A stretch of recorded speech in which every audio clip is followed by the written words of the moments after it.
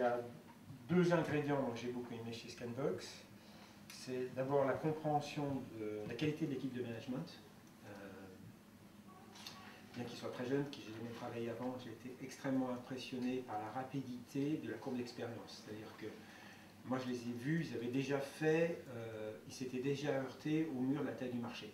Pour faire une belle boîte, il faut un gros marché potentiel, parce que moi ce que je déteste, c'est les boîtes qui viennent me voir avec un petit marché qui me dit qu'ils vont prendre 20% d'un petit marché.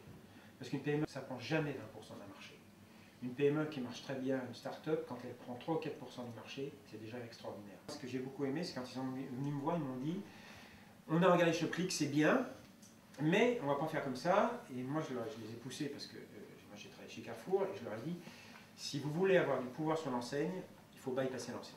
Ce qui est très intéressant chez Scanbox, c'est qu'on a un vrai choix. C'est-à-dire qu'on peut soit travailler avec L'Oréal, soit travailler avec Carrefour, soit travailler avec les deux. Quand Scanbox est allé voir Carrefour, la première action c'était de faire, on va le faire nous-mêmes. Et c'est là où c'est très important de la start-up qu'elle ait des choix stratégiques importants à faire, on a vraiment une capacité d'arbitrage.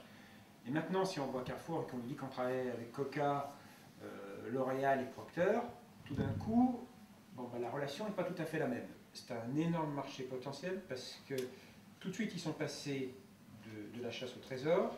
Et là, j'en dirai pas beaucoup plus parce que je sens qu'Eliott ne veut pas tout dire. Là, tout d'un coup, on passe d'une solution ponctuelle qui aurait pu faire une boîte de 10-20 millions d'euros à une boîte qui a un potentiel de chiffre d'affaires bien plus important.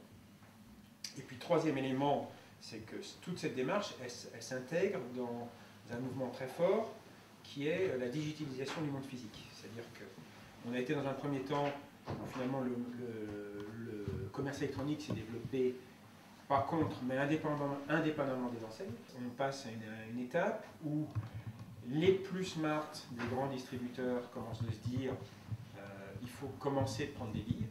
Là, c'est la phase de coopération. C'est exactement ce que fait Casino sur pas mal de groupes de commerce électronique qui commencent d'émerger. Donc là, c'est une tentative vraiment d'intégration. Et puis en parallèle, il y a un mouvement qui est de dire si je veux si je veux avoir une chance de lutter contre les commerces à terme, il va falloir que je change la façon dont l'expérience en magasin se fait. Et ça va se faire par les systèmes d'information.